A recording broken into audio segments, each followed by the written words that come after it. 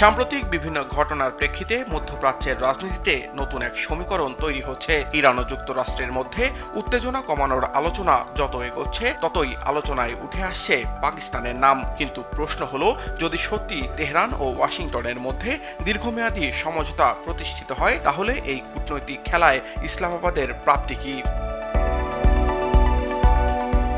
সম্প্রতি আন্তর্জাতিক একাধিক বৈঠকে পাকিস্তানের উপস্থিতি ছিল চোখে পড়ার মতো। মার্কিন প্রশাসনের গুরুত্বপূর্ণ ব্যক্তিদের সঙ্গে পাকিস্তানের সামরিক ও রাজনৈতিক নেতৃত্বের ঘনিষ্ঠ যোগাযোগ নতুন করে আলোচনার জন্ম দিয়েছে। বিশ্লেষকদের মতে ওয়াশিংটনের কাছে পাকিস্তানের গুরুত্ব আরও বেড়েছে।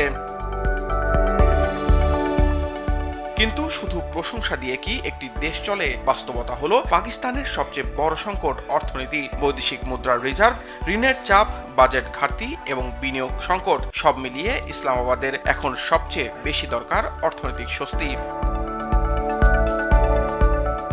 এই অবস্থায় মধ্যস্থতাকারীর ভূমিকায় সফল হলে পাকিস্তানের সামনে কয়েকটি বড় সুযোগ তৈরি হতে পারে। প্রথমত, আন্তর্জাতিক আর্থিক প্রতিষ্ঠান এবং পশ্চিমা দেশগুলোর সঙ্গে সম্পর্ক আরও উষ্ণ হতে পারে। এতে বিদেশি বিনিয়োগ বাড়ার সম্ভাবনা তৈরি হবে। আন্তর্জাতিক বাজারে পাকিস্তানের ভাবমূর্তি কিছুটা ইতিবাচক হলে ঋণ ও আর্থিক সহায়তা পাওয়াও সহজ হতে পারে। দ্বিতীয় এবং সম্ভবত সবচেয়ে বড় সুযোগটি রয়েছে জ্বালানি খাতে। দীর্ঘদিন ধরে আলোচিত ইরান পাকিস্তান গ্যাস পাইপলাইন প্রকল্প কার্যত স্থবির হয়ে আছে আন্তর্জাতিক নিষেধাজ্ঞার কারণে। কিন্তু যদি ইরানের ওপর থেকে নিষেধাজ্ঞা শিথিল কিংবা নতুন কোনো সমঝোতা তৈরি হয়, তাহলে পাকিস্তান আবারও এই প্রকল্প সামনে এগিয়ে নিতে পারবে।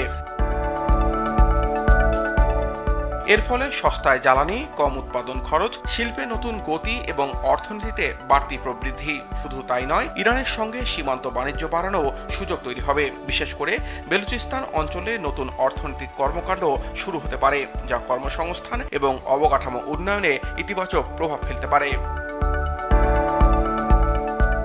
তবে একটি বড় প্রশ্ন থেকেই যায়, পাকিস্তান কি অতীতের ভুল থেকে শিক্ষা নিয়েছে? ইতিহাস বলে, আন্তর্জাতিক অঙ্গনে গুরুত্বপূর্ণ মিত্রে পরিণত হওয়ার সুযোগ পাকিস্তান আগেও পেয়েছে, কিন্তু সেই সুযোগকে দীর্ঘমেয়াদী অর্থনৈতিক সাফল্যে রূপান্তর করতে পারেনি। দুর্বল কর ব্যবস্থা, সীমিত রপ্তানি এবং কাঠামোগত সংস্কারের অভাব বারবার পিছিয়ে দিয়েছে তাদের।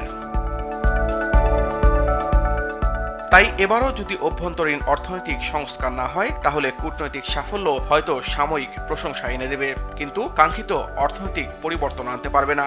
অন্যদিকে এই পুরো প্রক্রিয়ায় পাকিস্তানের সেনাবাহিনীর প্রভাব আরও বেড়েছে বলেও অনেকে মনে করছেন। আন্তর্জাতিক আলোচনায় সামরিক নেতৃত্বের সক্রিয় উপস্থিতি ইসলামাবাদের ক্ষমতার ভারসাম্যে নতুন সমীকরণ তৈরি করতে পারে। তাহলে কি পাকিস্তান সত্যি মধ্যপ্রাচ্যের নতুন কূটনৈতিক খেলোয়াড় হয়ে উঠছে, নাকি এটি কেবল সাময়িক আলোচনার কেন্দ্রবিন্দু? একটি বিষয় নিশ্চিত, ইরান ও যুক্তরাষ্ট্রের সম্পর্কের ভবিষ্যৎ শুধু মধ্যপ্রাচ্যের রাজনীতি বদলাবে না, বদলে দিতে পারে পাকিস্তানের অর্থনৈতিক ও কূটনৈতিক ভাগ্য। সামিউল শিহাব, RTV।